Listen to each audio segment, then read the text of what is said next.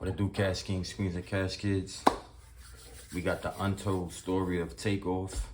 You know what I'm saying? Rest in peace, Takeoff. We just gonna get straight into it, man. Was one of the most shocking moments in hip-hop in the last few years. A night that was supposed to be a casual hangout in Houston turned into a tragedy that nobody saw coming. When the news broke, headlines told the same story. Takeoff killed over a dice game gone wrong. But that's not the full story. There are still a lot of misconceptions about what actually happened that night. So in this video, we're gonna break down the real story behind Takeoff's murder, how things escalated that night, and the case developments that left more questions than answers. Now, Takeoff wasn't just another rapper. He was one-third of Migos, the group that took Atlanta's trap sound and pushed it into the mainstream. And Migos wasn't just a rap group. It was a movement and a family, which consisted of Quavo, Offset, and last but not least, Kershnick Ball, professionally known as Takeoff. Now, Quavo was Takeoff's uncle. However, the three of them grew up together in Gwinnett County, Georgia, just outside of Atlanta. Quavo and Takeoff were raised in the same house, while Offset joined their circle in the 6th grade. Eventually, Quavo and Takeoff introduced Offset to rap, and from there, Migos was born. Migos didn't just make hits, they changed the entire sound of modern hip-hop. Their triplet flow, first popularizing songs like Versace and Hannah Montana, became one of the most imitated styles in this generation of rap. The first major breakthrough came in 2013 with Versace. But what really took them to the next level was when Drake hopped on the remix. That moment catapulted them into mainstream success. And from there, they dominated the charts, dropping hit after hit. Fight Night, T-shirt, Bad and Bougie, Motorsport, you name it. Beyond just music, Migos influenced fashion and hip-hop. And of course... Yo, and I called it too. I said this a long time ago when they first was blowing up. They really changed the game. They changed the sound. They changed everything in hip-hop along with Future and Young Thug. Shout out to all three of them, man. Well, shout out to all three of them and then Future and Thug, because it's three of them, man. The way rappers structure their flows. They're pioneers, and Takeoff played a huge role in that success. But by 2022, things weren't the same for the group. The group had stopped moving as a unit, and there were rumors that Offset and Quavo had fallen out, with speculation that it had something to do with Offset allegedly sleeping with Quavo's ex, Sweetie. Quavo seemed to reference this in his song Messy, rapping, "BITCH, F my dog behind my back, but I ain't stressing." None of them ever confirmed the rumors publicly, but one thing was clear. Migos weren't clearly together anymore. You can't just act like and just continue like, and I think people be trying to make it like it's not about it's like Alexis, it's like we can't continue our group without the main man. Then in November 2022, everything changed forever. A night that started as a private gathering had sadly now turned into national tragedy. At approximately 2:30 this morning, our officers were dispatched out here to a shooting that had just occurred. Upon arrival, they located multiple shell casings on the 3rd level of the building at the 810 bowling and billiards. I guess it's a bowling and pool hall. We were informed that there was a private party being held at the event last night that ended at approximately 1 a.m., but the party carried over until about 2 a.m. until they were cleared out. That's when the shooting occurred, where it left one male deceased on scene and 2 others that were transported to area hospitals nearby. On November 1st, 2022, Takeoff and Quavo were in Houston, Texas, attending a private gathering at 810 Billiards and Bowling, an upscale venue in downtown Houston. The event was hosted by J Prince Jr., the son of Rap-A-Lot Records founder J Prince, a powerful figure in the rap industry, known for his deep ties to Houston's hip-hop scene. The guest list was exclusive, with around 40 to 50 attendees, including local music industry figures, promoters, and close affiliates of J Prince Jr. Security was present, but this wasn't a club event. This was a private invitation-only affair. The official event wrapped up around 1 a.m., but just like most private functions, many guests, including Takeoff and Quavo, stuck around for an hour. Conversations continued, drinks were poured, and the night carried on as usual inside.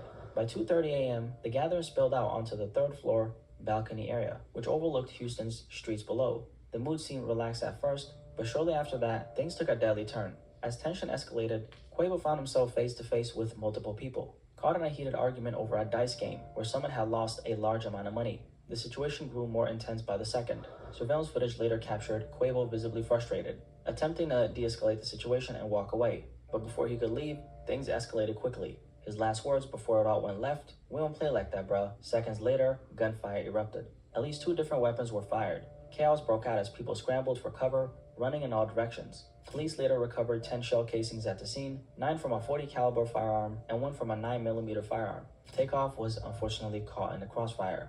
He was hit twice, once in the back and once in the head. Both bullets later recovered from his body were medium caliber. 2 other people, a 23-year-old woman and a 24-year-old woman, were also shot and rushed to the hospital. At about 2:30 a.m., police eventually received a call about a shooting at 1210 San Jacinto Street in downtown Houston. When officers arrived, the scene was nearly empty. Most of the witnesses had already fled. Security was, however, present, but none of them saw who pulled the trigger. Takeoff was already pronounced dead at this point. With little immediate cooperation from witnesses, detectives had to rely on hard evidence to piece together what happened. Surveillance footage from the scene later revealed a Patrick Clark in the crowd, holding a gun in one hand and an object in the other.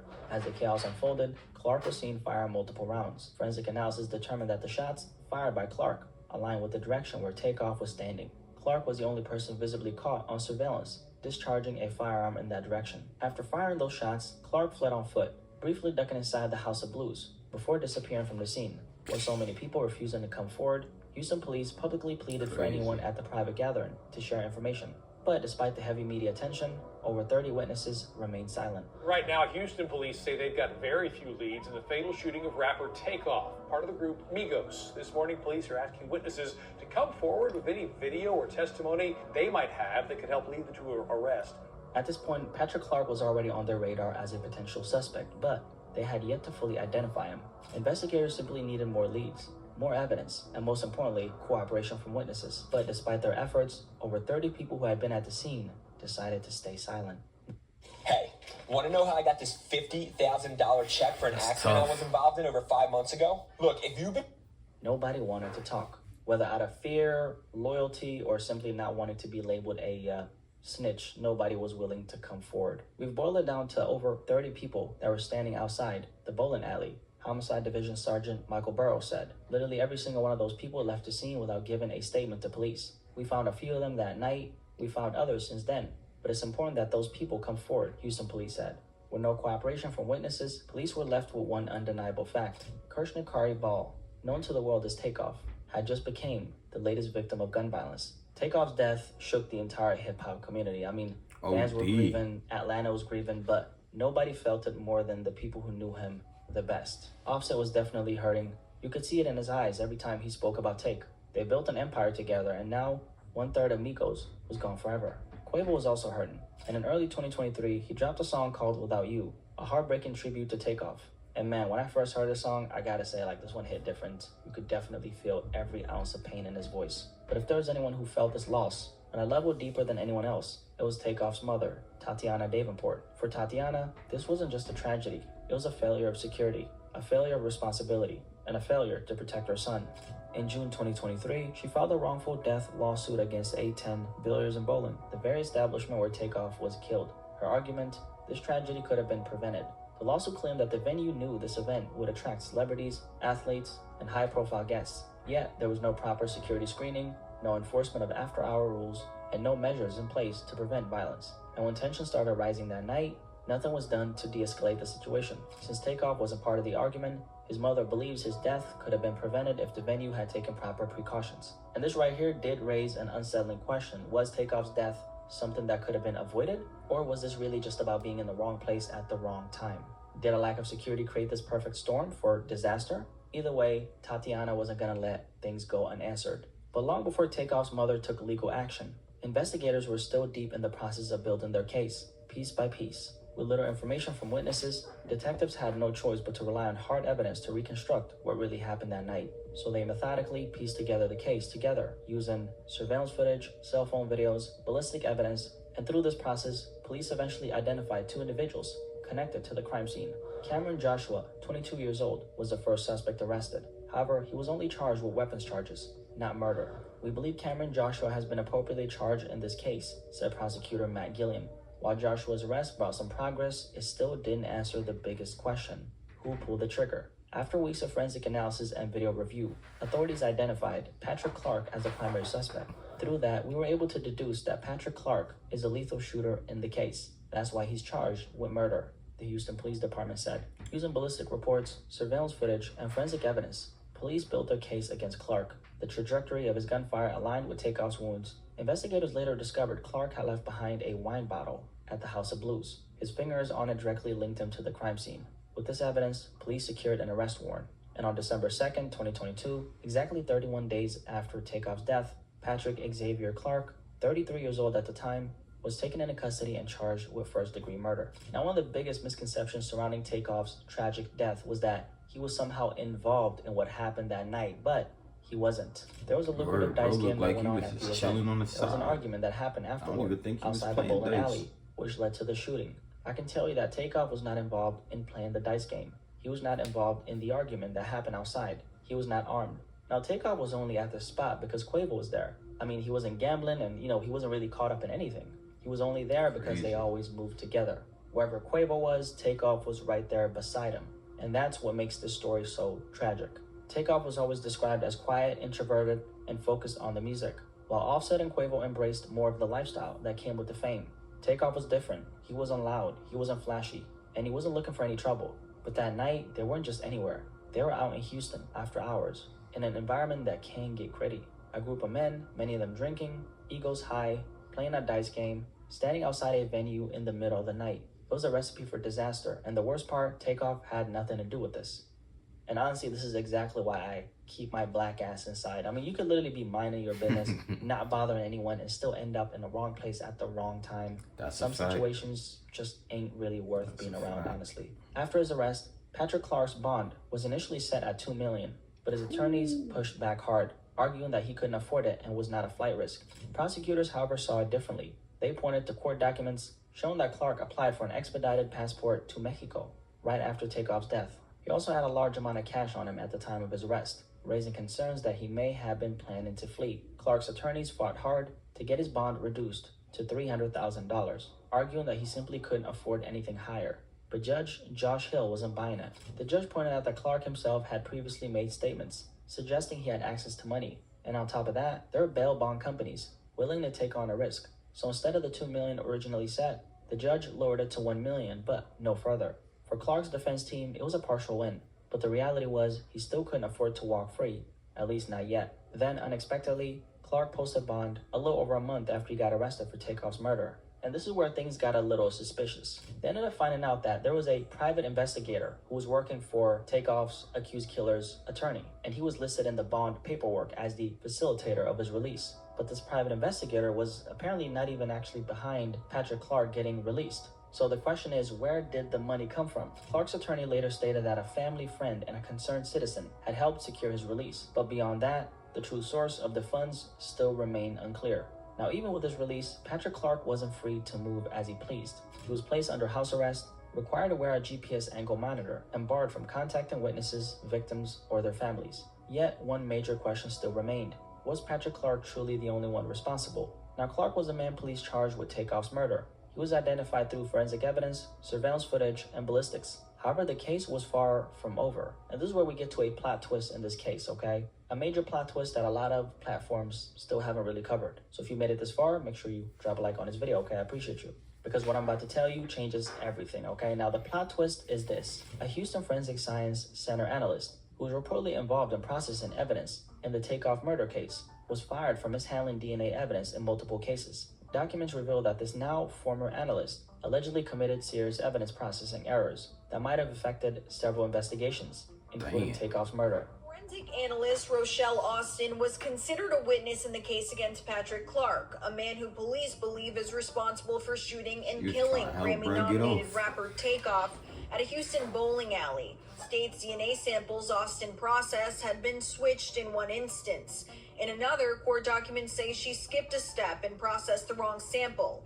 These are cases unrelated to Clark, but according to criminal defense attorney Murray Newman, the Brady notice is an indicator to the defense that there is something that may contradict their client's guilt. Yo. That's crazy. Just when a case against Patrick Clark seemed airtight, this happened. This forensic analyst at the Houston Forensic Science Center was now at the center of this controversy. And she actually ended up getting fired for this. Now, this isn't just speculation. This is on record. The Harris County District Attorney's Office filed what's called a Brady Notice, a legal document that requires them to inform Patrick Clark's defense team about the termination of this forensic analyst and any issues that could affect a fair trial. Now, they said that the reason for her termination was lack of quality work, among other serious concerns. She apparently switched DNA samples in one case, and she also skipped a step and processed the wrong sample in another. While these specific errors were reportedly in other cases, the fact still remains. This forensic analyst was apparently involved in the Takeoff investigation. So now the biggest question is, how much of a role did she actually play? Because if there's even a slight chance that any of her work touched the forensic evidence in this case, it could change everything. And that's exactly what Takeoff's accused killer's defense team is now questioning. This is something of concern for us, and we will be investigating it to see exactly how it affects our client's case, Patrick Clark's attorney said. Now, let's not forget, the entire reason Patrick Clark was arrested wasn't just forensic evidence. It was a combination of forensic analysis, surveillance footage, and ballistics. And like we talked about, he was caught on surveillance footage holding a gun and firing shots the night Takeoff was killed. They also said he left a wine bottle behind, and that his fingerprints on that bottle linked him to the crime scene. But now, with this forensic analyst's credibility completely in question, the defense has a major opening to challenge how the forensic evidence in this case was handled. And according to a criminal defense attorney, whose name is Murray Newman, who's not involved in this particular case but spoke on a forensic mishandling issue, this is apparently a huge problem for the prosecution. Since she did mess up, they can never put her on a stand again, and the defense attorney would eat her alive, he said. So what exactly does all this mean? Well, if the forensic evidence is compromised in any way, it could weaken the entire case against Takeoff's accused killer. And even if one inconsistency is found in how the DNA was processed, this could actually be enough for Patrick Clark's defense team to challenge the charges, meaning Takeoff's alleged killer could walk free. After posting bond in early 2023, Patrick Clark was placed on house arrest with a GPS monitor strapped to his ankle and was required to surrender his passport as part of his bond conditions. For months, this was his reality, but then in November 2023, the case took another unexpected turn. A judge ruled to remove his house arrest and GPS monitoring restrictions, meaning Clark was no longer confined to his home. However, that didn't mean he was completely free. He was still required to follow strict legal conditions: a nightly curfew from 7 p.m. to 7 a.m., banned from contacting witnesses, victims, or Takeoff's family, required to appear in court whenever scheduled. But here's the thing, since that last legal update in November 2023, there hasn't been any official word on his current status. Is Clark still out on bond? Have new restrictions been placed on him? Or has something changed behind the scenes? Right now, we don't have the answers, but one thing we do know, his case is far from over. Just a few days ago in February 2025, Patrick Clark was scheduled to appear in court, but once again, the trial has stalled. And this time, the holdup isn't from witness silence or legal delays. It's because of the forensic controversy that has cast doubt over the evidence. As it stands, Patrick Clark is still facing murder charges. But with this forensic scandal shaking up the case, the biggest question now is what happens next. Now, his defense could definitely challenge the forensic evidence, forcing the court to re-examine how solid the case really is. I mean, it's crazy to say that even if one little inconsistency is found in how the DNA was processed, it could literally be enough to argue that this entire forensic process was compromised. And if that argument holds up, well, I'm sure we all know what it means. It could change everything. But regardless of what happens in the courtroom, one thing will never change. Takeoff is gone. His family, friends, and fans still want justice. They don't want another case where the system fails to hold the right people accountable. And honestly, it makes you wonder, will Takeoff actually ever get the justice he deserves? From the moment Takeoff was killed, the public image was fed a simple story, a dice game gone wrong. But as we've broken down in this video, the reality runs much deeper. Takeoff wasn't gambling. He wasn't even supposed to be there. Yet here we are, years later, and his case is still tangled in delays, unanswered questions, and now a forensic scandal that could change everything. The official story might have told you that this was a tragic but straightforward case, but the truth is that Takeoff's case is filled with gaps. Gaps in the investigation, gaps in witness cooperation, and now gaps in the forensic evidence that was supposed to be rock solid. Takeoff's death was nothing short of tragic. Imagine stepping out for a casual night with your uncle, Quavo, someone who's been by your side your entire life, only to lose your life over an argument you had nothing to do with. For those who don't know, Quavo wasn't just a rap partner. He was Takeoff's actual uncle. They grew up together in the same household, with Takeoff looking up to Quavo as both family and inspiration. Takeoff was quiet, laid back, and focused on his craft. He wasn't the type to be caught up in drama, and that's exactly what makes this story so heartbreaking. A talented artist, a genuine soul, gone way too soon. And the worst part, his case is still filled with more questions than answers. Will justice ever come? Only time will tell. If you made it this far, how about drop a like on this video, because obviously we're working very hard right now. Appreciate you guys so much for watching this video. And if you're new here, my name is Blackyspeakz. Nice to meet you. Welcome to the family. Thank you for subscribing. What do you guys think about this conversation regarding the untold story about Takeoff's death? I'm really curious to hear what you guys have to say, and I'll catch. That's crazy, man. Rest in peace, Takeoff, man. Like he said, y'all let me know what y'all think. Y'all comment on the video. Give me a like and a subscribe. But comment and let me know what y'all think. I want to know y'all thoughts on this topic. We can have a convo on that. But y'all stay tuned for more reactions. Subscribe to the channel. And it's your boy Cash, and I'm out.